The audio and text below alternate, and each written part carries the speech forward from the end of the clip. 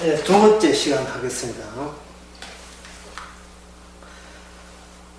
하나님의 그 희년의 시기는 하나님의 원래 상속한 그 땅으로 항상 그 50년 때 되던 날을 기준해서 돌아가라. 그러면 이미 그 50년 되기 전에 땅을 팔았으면 어떻게 되느냐. 팔았으면 그 집주인 땅을 산 그 사람에게도 손에 끼치지 말고 값을 쳐주고 다시 내 땅을 옛날에 팔아먹었지만 그 땅을 다시 네가 하나님께 상속받은 너 땅으로 돌아오라. 그걸 원래 땅이 하나님이 주신 땅이기 때문에 내 땅이 아니고 하나님 땅이기 때문에 하나님 주시는 것이 이거였습니다 라는 고백을 하라 이 말이죠. 그게 뭐냐, 아까도 이야기했지만 하나님의 약속이 포함됐다, 하나님의 기준점이 우리 안에 있다, 이렇게 할 수 있습니다. 그걸 뭐냐면 다시 원상 복귀시키는 것처럼 물은다. 물러내라. 물은다. 내 거잖아. 근데 네가 왜 갖고 있어? 물러내. 이럴 때는 물은다 라는 이야기를 하죠. 여기 레위기 25장 23절에 보면 이렇습니다. 토지는 영영이 팔지 말 것은 토지는 다 내 것이다. 토지는 하나님 것이라는 거예요. 토지는 하나님의 것. 그러면 그 토지에서 농사 짓고 있는 이스라엘은 뭐냐? 그럼 이스라엘은 뭐가 되느냐? 레위기 25장 55절에 보면, 25장 제일 마지막에 보면 이스라엘 자손은 나의 품꾼이다. 나의 품꾼이다.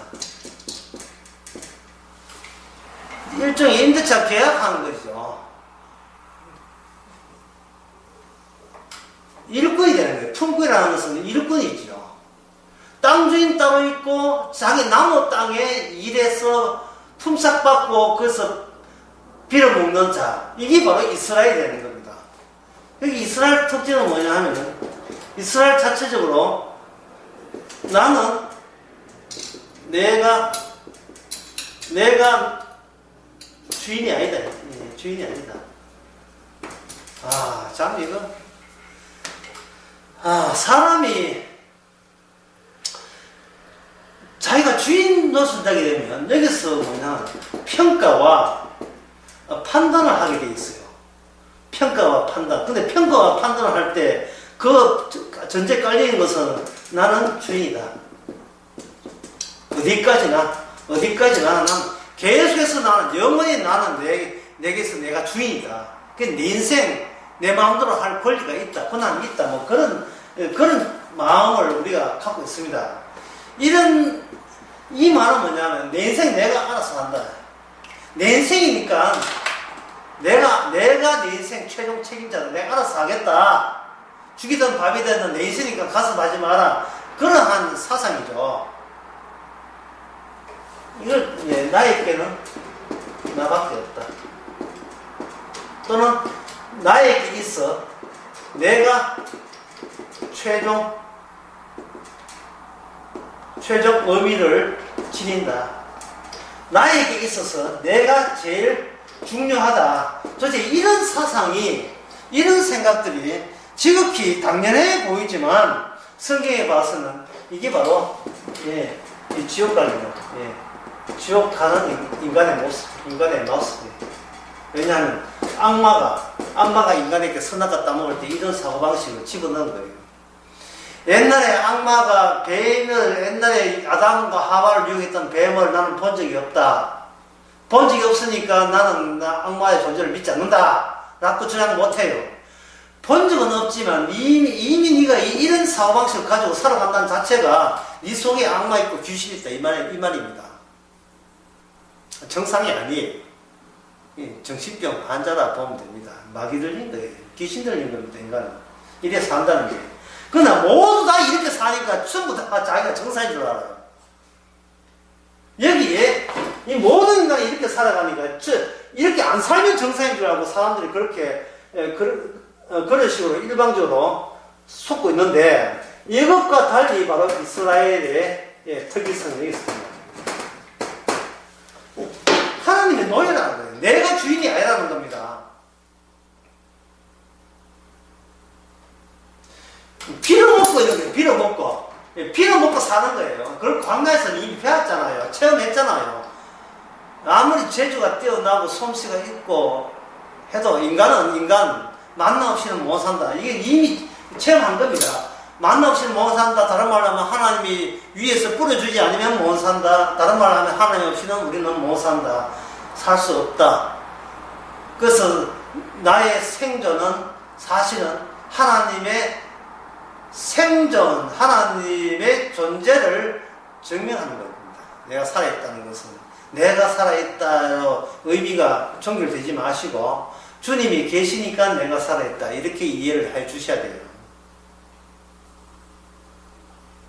그래 이 광야라는 성경 의미가 있죠. 성경에 의미가 있다 이 말이에요. 성경에서 보통 기적들이 나오는데 사람들은 기적 따로 율법 따로 이렇게 생각하는 경향이 많이 있습니다. 그러나 율법이 주어졌다는 이 자체가 이게 기적의 집대성이에요. 율법이 이꼴 기적의 집대성. 기적을 다 끌어모으면 바로 율법이 있다.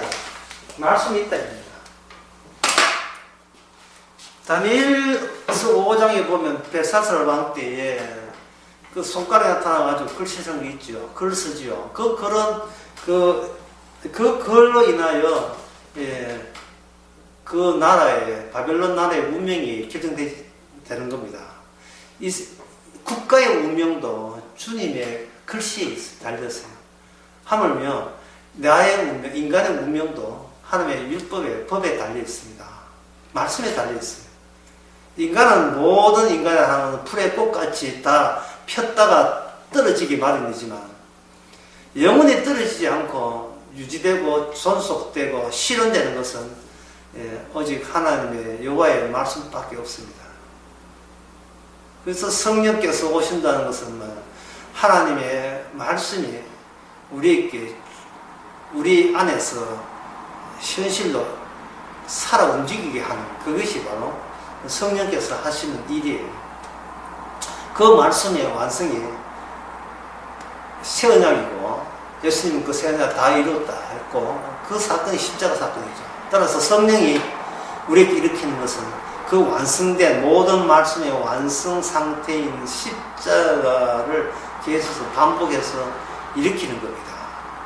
나는 죽었고 주님은 살았고 다음에는 또 나는 죽었고 주님은 살았고 이걸 달리 이야기합니다.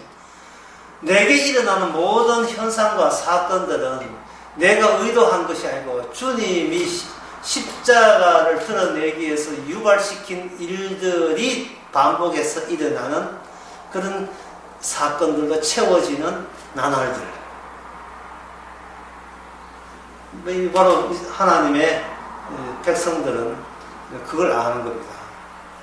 그래서 이게 나는 품고 있다 하는 것은 이 땅 소유권은 따로 있고 그 소유된 분으로부터 혜택을 입으면서 나는 살아오고 있다.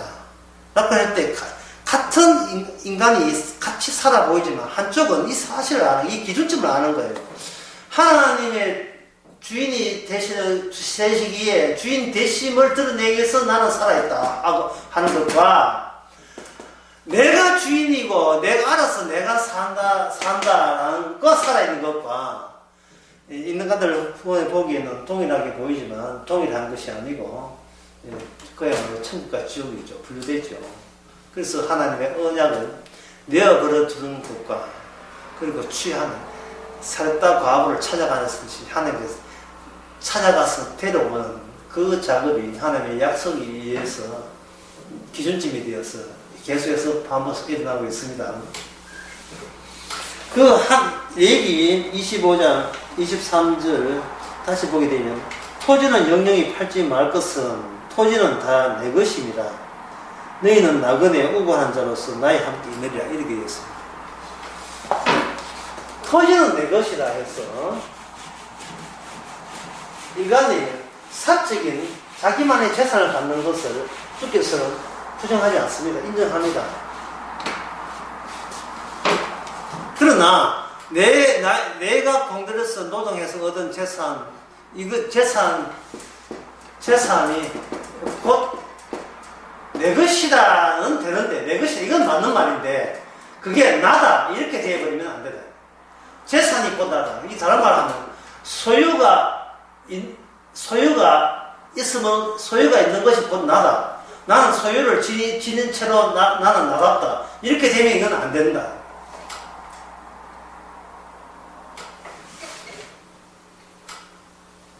이 소유의 마지막을 나로 마감시키지 말아야 된다. 마감시키면 안 되고, 모든 내가 소유를 가졌지만 나는 또 누구의 소유다? 주님의 소유가 된다. 이래야 돼요. 만약에 내가 소유의 마감이 되고, 의미의 마감이 되어버리면, 내가 가진 모든 것은 누구의 영광을 위해서, 내 잘났음을 드러내는 증거물로서 이게 활용이 돼요. 니는 80평생 살면서 재산 얼마야?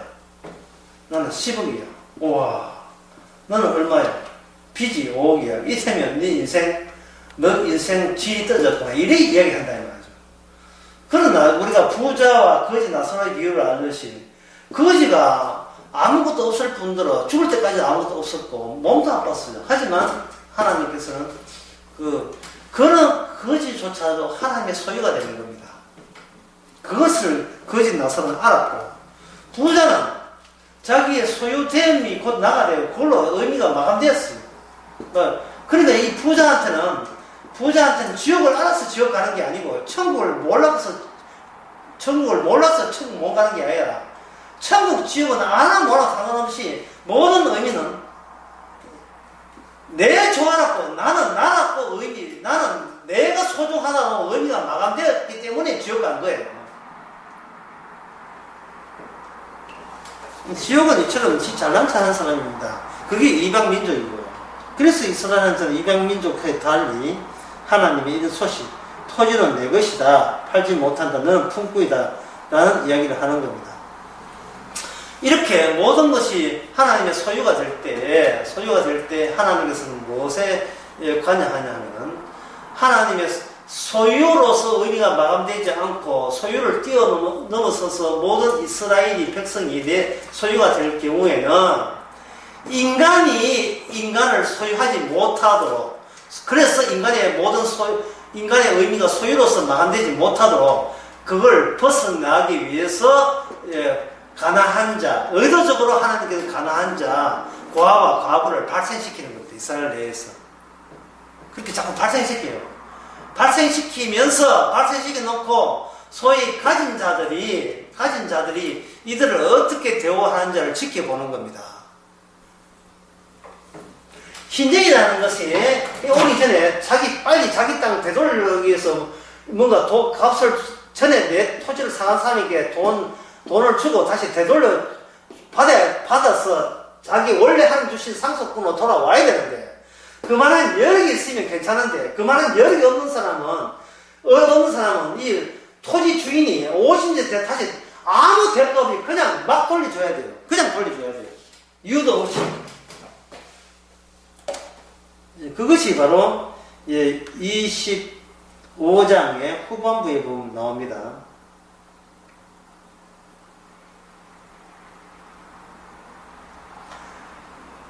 사실제 너희 중에 우고하는 이방인이 부유하게 되고 그 사람은 너희 동족이 빈하게 되므로 너희 중에 우고하는 이방이나 그 족속에게 몸을 팔았으면 8년 후에 그를 숙량할 수 있나니, 그 형제 중에서 하나가 속하거나 삼촌이나 사촌이나 속하거나 근족 중 누구든지 속할 것이요, 속한다는 말은 값을 치르고 되돌려 받아라 이 말입니다.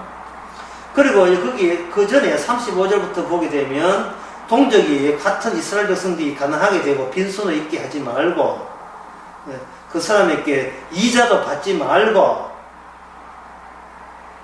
그 다음에 39절부터 보게 되면, 품꾼이나 우고하는 자가 함께 있을 때는 희년까지 그를 섬기게 하고, 떠날 때는 떠나서 본적으로 돌려보내라, 본 땅으로 돌려보내라, 이렇게 이야기합니다. 그냥 주어라, 돈 받지 않고 그냥 줘라, 이렇게 이야기해요.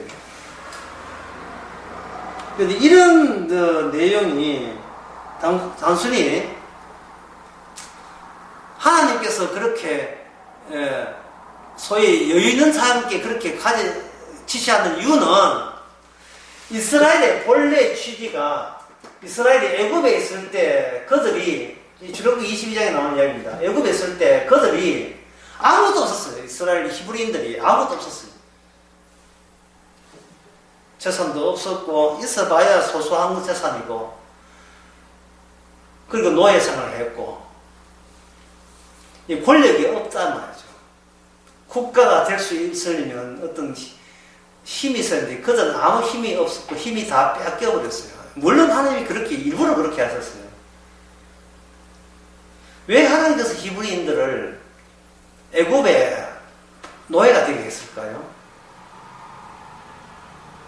하나님이 그들에게 언약이 있음에도 불구하고 왜 언약이 힘이 안 되게 했을까요? 그 이유는 이 힘이 소유하는 식으로의 힘을 인간들이 이해하고 있기 때문에 그렇습니다. 인간은 힘이 없는 것이 인간으로서의 본래 모습이라는 사실을 히브리인들은 알아야 되고 그리고 히브리인들을 붙잡고 있는 이방 민족은 그들은 알지 못해서 멸망당해야 되는 겁니다. 처음에 하나님께서 인간을 만드실 때에 인간이 노동해서 에덴 동산을 만든 건 아니잖아요. 아마 인간 보고 에덴 동산을 프로젝트 인테리어 해가지고 만들어라 하면 분명히 거기에는 선악과 나무를 심을 생각을 안 했을 거예요. 자기한테 해가 되는 나무를 왜 심겠어요? 먹는 날 죽으리라, 그것도 아름답게 꾸며놓고 죽으리라 하는 그런 나무를 인간이 의도적으로 거기에 심지는 않았을 거다 이 말이죠. 그래서 생명나무나 많이 심어놨을 거예요. 그런데 이 선악과가 있다는 말은 인간이라는 것은 인간 이상의 창조주를 위하여 인간이 종속되어야 될 관계가 유지될 때만 하나님께서 인간으로 생각하고 계시는 겁니다. 이미 지금 선악과 따먹으면 안 되는 그것이 인간에게 무시당하는 말이 되어 있습니다만 진리라 하는 것은 모든 인간에게 반겨지는 게 아니에요. 진리는 핍박받고 배척받고 무시당하고 사람에게 논리를 받고 모독을 당하는 모습으로 진리가 나타나죠. 이 현재 이스라엘 내부이니까 이것이 그냥 실행되는 것 같이 생각하지만 한번 생각해 보세요. 부유한 자가 가난한 자에게 그동안 정당하게 값주고 치렀던 모든 토지를 다시 무상으로 되돌려준다 하는 것은 부유한 사람 입장에서 아무리 많이 가져도 실행하기 힘든 일입니다. 그래서 하나님께서는 부유한 자에게 가난한 사람을 주위에 배치를 하는 것은 네가 잘나서 가난하지 않게 된 것이 아니다 이 말입니다. 네가 훌륭해서 부자 된 게 아니다 이 말이죠. 얼마나 지금이라도 이 부유한 너를 한 방에 때려쳐서 가난하게 될 수도 있는데 그걸 안 해줬다는 겁니다. 왜? 가난한 자의 모습이 부유한 나의 진짜 모습인 것을 네가 인정하라고 그렇게 하신 겁니다. 쉽게 말해서 부유한 것도 주께서 은혜를 부유하게 살 은혜라고 할 것도 없고 부유한 새로 인생을 살라고 그런 기능을 맡겨서 부유하게 됐고 가난한 사람도 뭐 나쁜 짓 말해서 가난하게 된 게 아니고 가난한 채로 하나님의 그 존재를 증명하라고 이렇게 가난하게 된 거예요. 그런 점에서 평등하다는 말이죠. 하나님의 기준점이 들어있다는 점에서 평등한 거예요. 그런데 이 악마가 들어오고 난 뒤에는 인간성이 어떻게 되었습니까? 지가 복받아서 부유하다고 그렇게 자기가 다른 사람하고 달리 복받을 만한 자격이 있다고 여기는 거예요. 이스라엘이 광야를 통과하고 만나를 먹어서 거지처럼 빌어먹고 삶에서도 불구하고 약속의 땅에 들어와서는 자기의 본 모습을 자꾸 감추고 잃어버리는 거예요. 제가 그걸 첫째 시간에 뭐라 했습니까? 없는 존재예요. 없는 존재예요.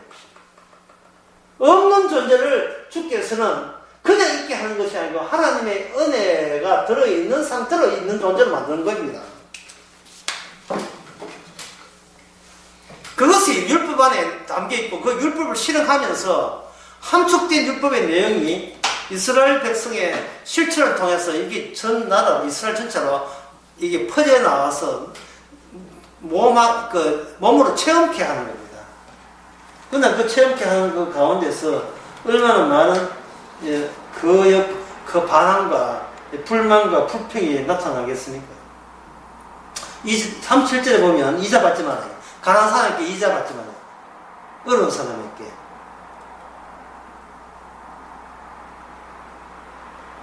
이자 주고 돈을 꾸이지도 말고 이익을 위해서 식물을 꾸이지도 말아요. 그러니까 그만큼 이것은 무엇을 의미하느냐 하면 앞으로 가나안 땅에 좀 살만하다 하면 사람들이 하나님의 기준점을 제껴버리고 그걸 잊어버리고 이방 사람과 똑같이 무슨 힘을 했습니까? 내 소유의 힘인 그 힘을 발휘해서 그것으로 나는 잘 살면 그만이라는 식으로 이스라엘이 변질을 할 수 있다는 것을 계속해서 언급하는 겁니다. 그 언급이 바로 레위기 26장부터 계속해서 27장까지 끊임없이 끝까지 계속 나옵니다. 이미 이스라엘이 어떻게 망가져서 어떻게 율법을 위반해서 이방 민족과 합류되어 가지고 이스라엘이 이방 민족 구분 안 되게 한다는 것을 미리 다 내다보고 이 말씀을 주신 겁니다.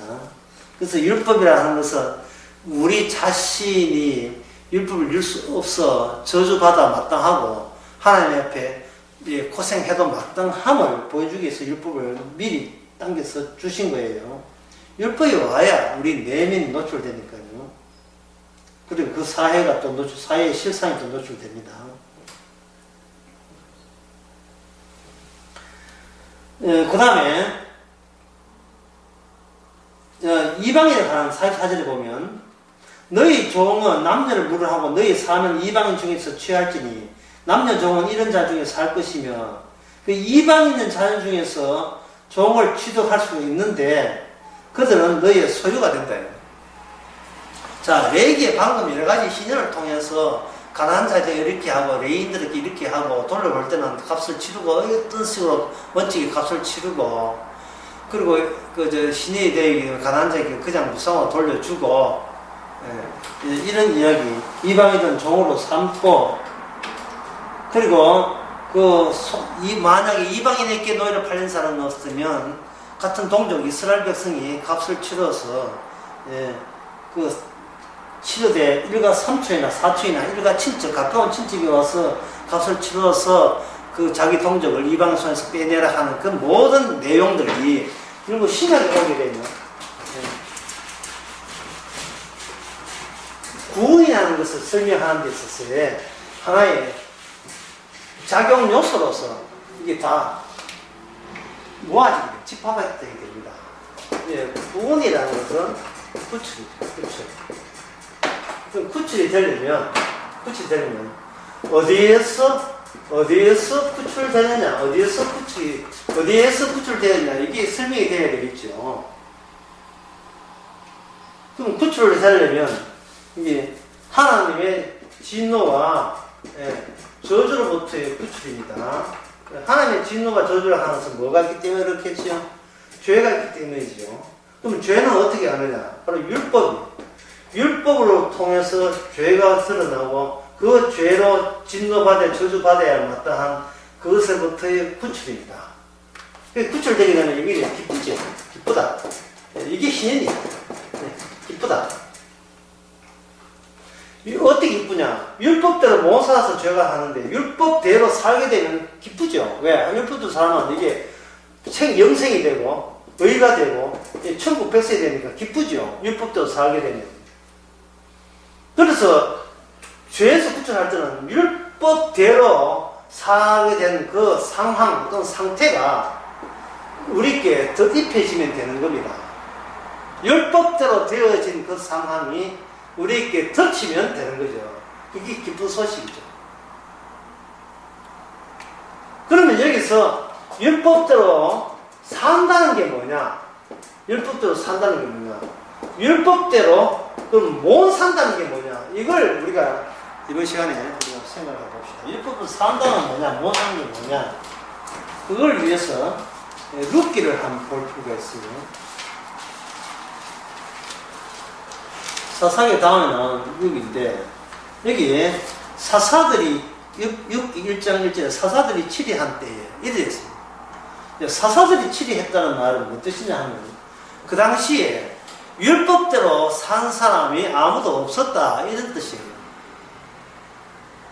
율법대로 산 사람이 없었기 때문에 율법대로 못 살게 되면 율법에 준해서 하나님의 백성은 저주를 받는데, 그 저주가 뭐냐, 이방 나라한테 압제를 받는 식으로 저주를 받아요. 이방 나라마저 하나님의 손에 순하기 위해서 다루어지기 때문에 그렇습니다. 그러면 사사는 뭐냐?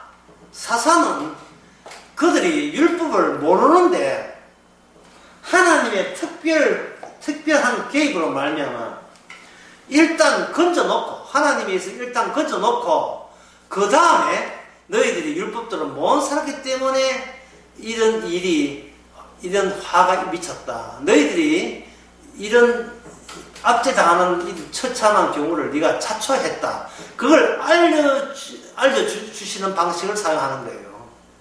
거기에 등장하는 사람, 일방적으로 영문도 모르게 하나님의 신이 임해가지고 그냥 하나님의 구원자 노릇을 하면서 율법과 상관없이 어떤 초자연적인 능력을 발휘해서 일단 이스라엘 백성들로 하여금 이방 민족으로부터 벗어나게 하는 거죠. 그걸 제가 제 시간에 이걸 모르겠습니다. 기적이라고 했죠. 기적. 이게 기적이다. 근데 기적은 어디에 모아지냐 하면 율법의 내용으로 이게 쏠려야 되고 모아져야 돼요. 왜 기적이 필요하냐? 그만큼 죄를 지었기 때문에 기적이 필요한 거예요. 기적이라는 것이 필요치 않는 시절이 좋은 시절이에요. 왜?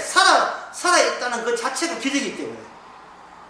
살아가고 있다는 걸, 하나님께서 살려주고 있다는 걸 알게 되게 되면, 이것은 인간이 이스라엘에 있기는 이스라엘이 살아있는 것이 아니라 하나님의 언약, 하나님의 말씀, 하나님 존재 자체가 살아있는 나라이기 때문에 누가 감히 그 나라를 건드리겠습니까? 안 건드리죠. 그런데 하나님이 혜택은 혜택으로 입고 하나님은 나 모르고 이방 나라처럼 살라고 할 때, 그때 하나님의 아주 폭력적인 개입이 있을 수밖에 없습니다. 강압적인 개입이 있을 수밖에 없어요. 그 개입이 바로 일단은 이방 민족한테 그들이 살고자 했던 모든 걸 다 빼앗기게 만들게 하시고, 그 다음에 다시 엉뚱한 사사를 통해서, 사사가 훌륭하지도 않아요. 하여튼 사사는 본인도 너무 당황스러워, 난감해요. 내가 왜 사사합니까? 할 정도로 엉뚱한 사사를 보내가지고 아무것도 아닌 율법과 상관도 없는 그 사사가 이스라엘 백성을 해방했다는 말은, 이것은 곧 하나님 자신을, 하나님의 은혜를 너희들은 평소에 아무것도 아닌 것으로 무심하게 여겼다는 것을 세상 알려주는 기능입니다. 그래서 이 사사시대라는 말은 다 같이 뭐가 뭔지는 모르고 그냥 다 같이 율법도 버리고 하나님 버리고 살던 그 시절, 이런 뜻으로 생각하시면 돼요. 사사들이 취재한 그때에 흉년이 드니라. 그래서 흉년이 드는 것이 당연하지요. 사람들이 하나님을 버렸으니까. 흉년이라는 것은 이 땅에 이스라엘 땅에서 어떤 생산물이 난다는 것은, 이거는 인간이 예수고 노력한 덕분이라는 뜻이 아니고, 그건 이방민족의 거예요. 이스라엘 땅에서는 하나님께서 은혜를 주셨다라는 증거로서 생산물이 나고, 그 생산을 만들기 위해서, 그걸 생산되기 위해서 적절한 때에 하나님의 빛과 단비를, 그러니까 이른 비를, 늦은 비를 주시거든요. 근데 그게 끊어졌다, 이 말은. 그래, 네 본래의 모습은 은혜 받을 가치도 없어. 율법을 위반했으니까 너는 나무 자식과 마찬가지야. 내 백성 아니야. 라는 걸 드러내기 위해서 흉년에 온 거예요. 흉년에 왔을 때, 여기 베들레헴에 사는 엘리멜렉이라는 가정이 있는데, 그 가정이 흉내를 못 사니까 약속의 땅을 버리고 모압 땅으로 내려갔습니다. 모압 땅이라는 것은 베들레헴보다 이스라엘 저 남쪽에 있는 거예요.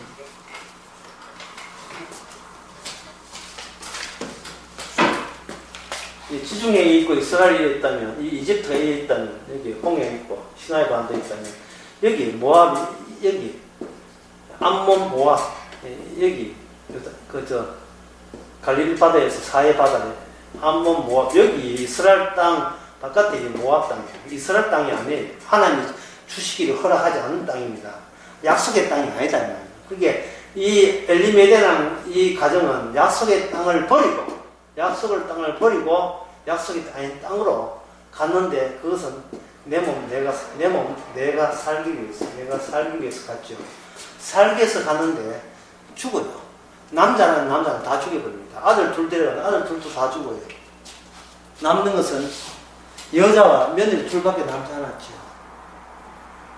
자, 이 이야기가 오늘 우리 희년 이야기와 무슨 관계가 있느냐? 제가 아까도 얘기했지만, 이 구원이라는 의미는 탈출을 의미하는데, 무엇의 탈출이냐 하면 저주로부터의 탈출입니다. 죄로부터의 탈출입니다. 약속의 땅이라 하는 것은 하나님의 죄인은 올 수 없어요. 하나님의 의인들만 여기에 약속의 땅 천국을 구성합니다. 그런데 인간식은 전부 죄인밖에 없지요. 죄인밖에 없다는 말은 하나님의 기준점이 포함되지 않았다는 겁니다. 하나님의 기준점이 다가옴으로써 그들은 죄인 되었고, 그 기준점이 준하면 이거는 백성이 될 수는 없어요. 따라서 하나님께서 여기 기준점을 여기다가 주게 되면, 이 사람들이 기준점을 소유하는 것이 아니라 기준점에 의해서 기준점을 드러내게 증거되기 위해서 하나님 소유된 백성으로서 그들은 이 백성에 들어올 수가 있습니다. 하나님께서 하나님의 언약대로 움직이기 때문에 의도적으로 흉년을 줬어요. 흉년을 주는 것은 율법을 어길 때는 뭐 저주받는 것이 지극히 율법의 원칙 가운데 있기 때문에 당연한 것이죠. 그렇다면 흉년에 오는 데 있어서의 백성들이, 인간들이 흉년을 갖고 가만히 있습니까? 뭐가 나름대로 몸부림치겠지요. 어떤 행동을 보여주겠지요. 그 행동을 추적하잖아요. 그 행동을 추적하게 되게 되면 희년의 취지가 거기서 살아나게 되는 겁니다. 그 취지가 이제 땅을 버리고 땅을 팔고 모압 땅으로 내려간 거예요. 자기 땅은 없는 거예요. 이미 나무새에 넘어갔으니까. 근데 룻기 4장에 보면 여기에 4장 3절에 보아스가 그 기업 물을 자에게 이르되, 모압 지방에 돌아온 나오미가 우리 형제 엘리멜렉의 소유지를 관할을 하므로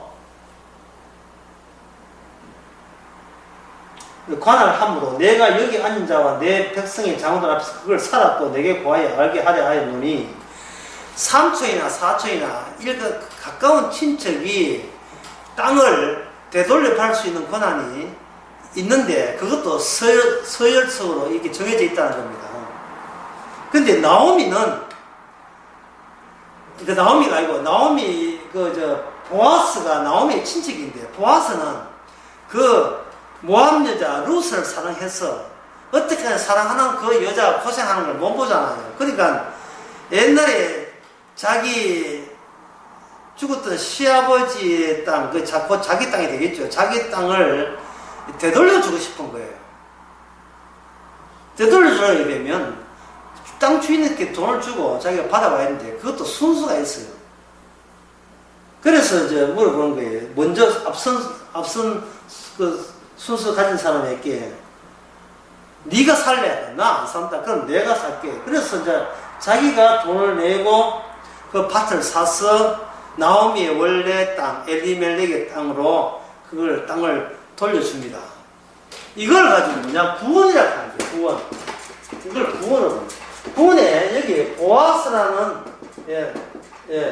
기사가 하나 등장해가 일가친척이 등장해서 뭘 하냐? 값을 치러온다. 값을 치러게 되면 다시 이 나오미 가정, 엘리멜렉의 가정은 하나님이 주신 상속분을 그대로 다시 그걸 거기서 살할 수가 있어요. 다시 하나님의 품꾼의 자리를 회복된 겁니다. 하나님은 자기의 주인이 되고, 이 구원이라는 것은 원래 위치, 원래 관계로 되돌아가는 거죠. 하나님은 나의 주인이시고 우리는 품꾼입니다. 우리는 하나님의 덕분에 삽니다. 이게 바로 약속이 주어지게 되면 이러한 의식을 하나님의 백성은 갖게 되는 겁니다. 그러면 백성을 갖게 될 때, 아이고 내가 그랬다 하지 말고 여기에 뭐가 들어가냐면 뭘 알아야 돼? 희생의 취지를 알아야 돼. 희생의 취지. 희생은 뭐냐면 값을 치른 희생입니다. 값을 치른 희생. 왜 값을 치렀다는 말을 해야 되느냐 하면, 너는 전에 네가 뺏긴 그 주인한테 네 힘으로 빠져나올 수 없었다를 값을 치렀다는 것을 가지고 말해주는 거예요. 인간은 자력으로서 자기의 현재 마귀한테 속한 이 형편에서 벗어날 수가 없습니다. 마태복음 12장 28절에 보면 예수님께서 이제 그 귀신을 쫓아내니까 거기에 이제 바리새인들이 시비를 거는 거예요. 논리적으로 시비를 거는 거죠.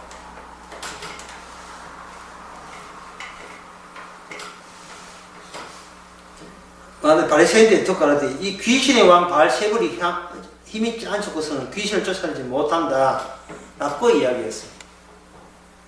예수님도 귀신을 쫓아내니까 바리새인들의 그 논리 전제에 의하면 예수님은 이단이거든요. 이거는 마귀 들린다 말이에요. 마귀 들린 자가 더 힘이 세니까 약한 귀신을 쫓아낸다. 이렇게 그 논리의 정당성을 폈다 이 말이에요. 그러니까 예수님이 하신 말씀이, 어떻게 같은 나라가 분쟁이 일어나냐, 분쟁하게 되면 그 나라가 무너지게 되어 있는데, 마귀 나라가 그렇게 내부적으로 분쟁이 일어나는 나라 아니다. 마귀의 나라는 마귀가 꽉 쥐고 있다. 그걸 먼저 언급을 하면서, 그 진짜 마귀 나라에서 벗어난 사람은 마귀 나라를 이미 이긴 자에게만 그런 능력이 나온다 해서 예수님 자신을 마귀 나라를 이긴 자라고 그렇게 그들에게 소개합니다. 28절에 내가 하나님의 성령을 힘입어 귀신을 쫓아내는 것이면 하나님의 나라가 이미 너에게 임했다. 사람이 먼저 강한 자를 결박하지 않고서 어떻게 그 강한 자의 집에 들어가 그 세간을 넣다 하겠느냐. 결박한 후에야 그 집을 넣다 하리라. 구원을 뭐로 보냐? 넣다한다. 강제로 빼내는 걸 봤어요. 넣다한다. 구원은 뭐냐? 넣탈행위. 여기서 중요한 것은 인간이 아무리 상상력을 동원하고 아무리 구원을 생각해도 그것은 구원받은 상태를 모르기 때문에 지 나름대로의 구원을 상상한다는 겁니다. 진짜 구원받은 상태에 도달하게 되면 무엇을 의식하게 되냐 하면, 내가 빠져나올 수 없는 곳으로 빠져나왔다는 인식이 유지가 되어야 돼요. 그게 발생되는 겁니다. 구원받아 놓고 자기가 굉장히 신기해하는 겁니다. 내가 왜 세상 사람과 같지 않지? 생각하는 것이. 세상 사람들은 자기 몸만이 제일 중요하고 자기의 행복만 추구하는데, 어떻게 해서 나는 내 행복 같은 것은 날아가 버리고 주께서 다루고 있다는 느낌이 왜 이런 생각이 들지? 돈이 있어도 돈이 내게 아니고, 건강이 있어도 건강 잃어도 그 건강 원래 내게 아니고, 건강해도 내가 이 건강 내 건강 아니고, 아파도 주께서 아프게 하셨고, 이 모든 것이 주님께서 하게 하셨다는 생각이 왜 내한테 그러한 생각이 들게 되었느냐 라고 본인을 보면서 본인을 낯설어하고 이상하게 여겨야 됩니다. 이게 바로 넉탈된 사람의 특징입니다. 보여주는 겁니다.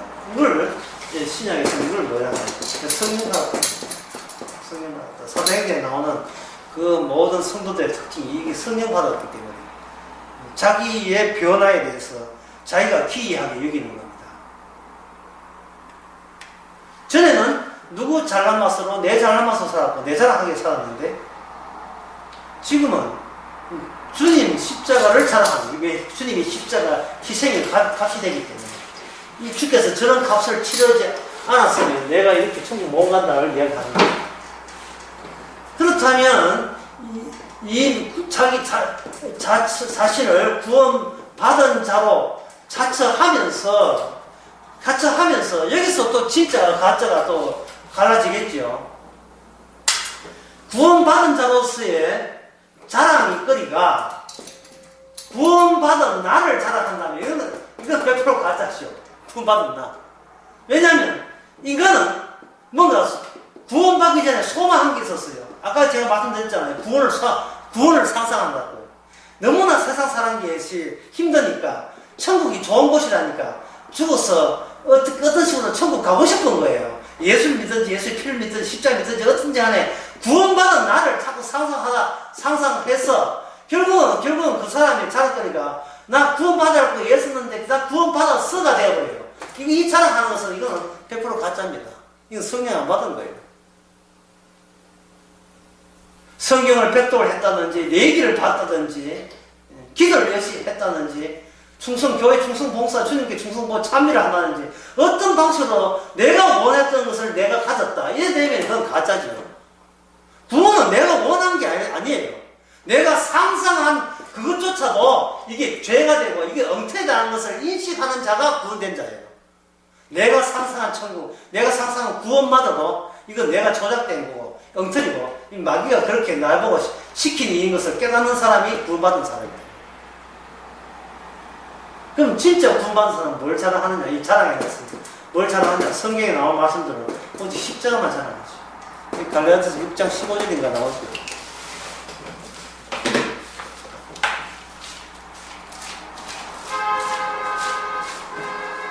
갈라디아서 6장 14절, 14절에 그러나 내게는 우리 주 예수 그리스도의 십자가 외에는 결코 자랑할 게 없다.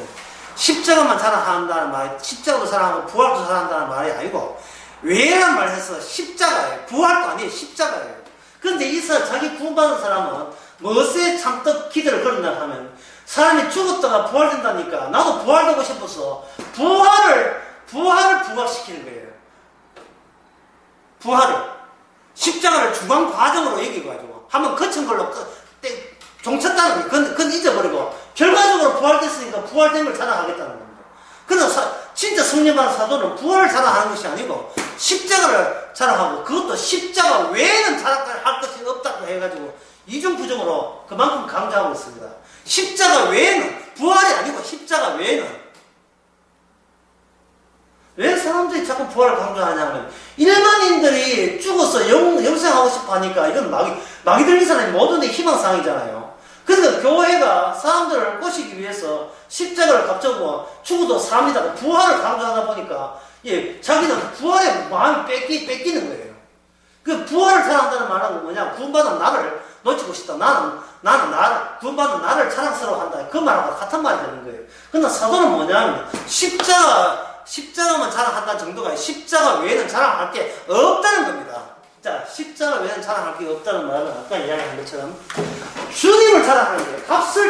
값은 누가 치르지 않았다. 근데 값은 내가 치르지 않았다. 나의 봉사나 나의 희생 어떤 것도 내 구원에 대한 어떤 값이 될 수 없다. 그런 뜻입니다.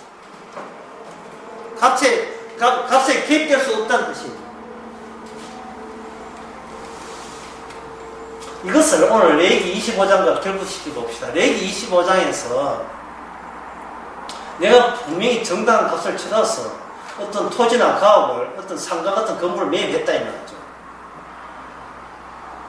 그런데 이제 후손들 50년대가 이제 그 개인에게 주는 것도 되지만 그 족보한테 그 가문의 가족에게 그 지파한테 하는 그 상속이기 때문에 아버지는 죽고 그 자식이 이제 그 땅을 돌려할 때 주인님 돌려주세요 할 때 이쪽 내 후손이 그걸 돌려주겠냐 이 말입니다. 값을 쳐놨는데 값을 안 주고 도둑놈으로 탈취했으면 돌려주면 탈취한 게 아니라 그냥 값을 받고 줬다 이 말이에요. 주님은 이야기하는 그 값이 무슨 값이냐 말이에요. 인간들은 내 노동의 값, 내 노동 시간이 모아져서 값을 치렀다 이래 하지만 주님은 그게 아니고 천국에서는 그게 아니라 네 노동 시간이라 주님의 노동 시간이라는 주님의 희생했던 그 노동이라는 겁니다. 주님의 희생이 빠져버리면 그거는 하나님의 백성이 아니죠. 희년을 통해서 희년이 있다 돌려주고 끝내야 해요. 돌려주고 받고 하는 그 과정 속에서 인간의 본색 하나님의 희생의 것을 놓쳐버리고 잊어버리고 이방민족된 이스라엘의 이스라엘의 그 미래상 그걸 미리 앞당겨서 얘기를 통해서 보여주는 거예요. 분명히 하나님의 주인인데 어느새 주인이라고 이야기하면서 본인이 주인되어 있는 그러한 변화, 그러한 타락, 그것은 막 율법이 주어지게 되면 결국 그 타락도 같이 동반해서 거기에서 같이 그 현장에 드러나게 말이다. 다시 말해서 이 구원이라 하는 것은 거저 주는 건 맞아요. 하나님이 거저 주시면 우리는 거저 받기를 원하는 게 있기 때문에 거저 주는 게 아니고 우리에게 받을 것 다 받겠다고 하시면서 거저 줬어요. 그냥 하나님은 거저 줄 걸 이런 기대 삼으로 했기 때문에 거저 주는 게 아니고 우리 자신의 것의 일체에 대해서 법대로 처벌하겠다는 그 마음에서 나온 거저 주심이 40%서 처벌하겠다 플러스 1 처벌받아 마땅한 자에게만 납득이 되고 감사가 되고 기쁨이 되는 그 희년 이 희년에 도달하기 위해서는 우리는 처참하게 망가져야 되고 처참하게 우리 자신이 얼마나 얍삽하고 간악한 완고한 자인 것을 폭로내는 그런 절차가 있어야 되는 겁니다. 희년을 이야기했던 이스라엘, 이방민족과 달리 희년의 율법을 받았던 그 이스라엘이 결국은 희년을 증거하기 위해서 그들은 포로잡혀 갑니다. 약속의 땅에 있을 자격이 못 된다는 거예요. 그러니까 이 희년이 그 희년이라는 율법이 이스라엘을 그 힘들게 왔던 그 땅에서 추방시켜버리고 만 겁니다. 이스라엘이 추방되었다. 자, 이거 하고 마치겠습니다. 이스라엘이 약속의 땅에 있는데 여기서 추방되어서 온 나라 애국으로 온 나라 아랍수로 바벨론으로 쫓겨나왔죠. 그러면 여기는 비어있습니다. 비어있는데 사실은 비어있는 게 아니고 여기 율법이 살아있죠. 율법이 살아있기 때문에 율법에 위반되는 백성이 아니라 추방된 겁니다. 그러면 율법이 살아있는 땅 같으면 나중에 모집될 때는 율법의 완성이 됐을 경우에 율법의 완성의 취지로서 가서 데려오는 거죠. 이게 바로 뭐냐면 희년 사상이 되는 겁니다. 기쁨이죠. 우리가 쫓겨나야 마땅함을 알 때 희년의 기쁨도 같이 거기서 제대로 배우를 받는 겁니다. 희년의 기쁨이 체험이 되는 거죠. 그러면 여기서 율법이 완성되었다는 소식은 그 누구로부터 들려집니까? 바로 십자가에서, 예수님 십자가에서 다 이루었다는 그 소식이 바로 율법의 완성이 되는 겁니다. 49에서 멈추는 게 아니고 플러스 1이 되는 거예요. 1대 10이. 그러면 요 49주는 뭐냐? 이게 기준 시간이 되죠. 기준점이 되는 거예요. 기준 시간 공간이 되는 거예요. 기준점이 되는 겁니다. 근데 이거 기존에는 율법이었지만 예수님 당시에서 뭐라 했습니까? 인물이죠. 인물에 대해서 예수님이 노동했던, 희생했던 그 모든 율법을 이루신 분이 예수님이시다 라는 사실이 성령을 통해서 가서 주님께로 가게 하는 겁니다. 아무나 가는 게 아니죠.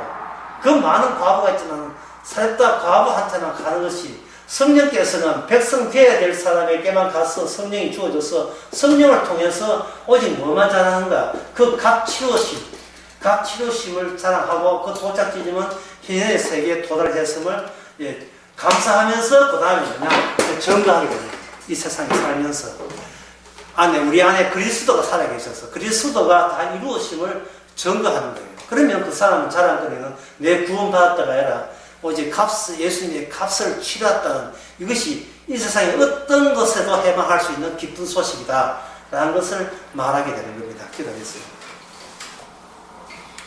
하나님 아버지, 저희들에게 희년 주셔서 우리의 속 마음에 마귀의 마음이 들어있음을 폭로시켜 주시니 감사합니다.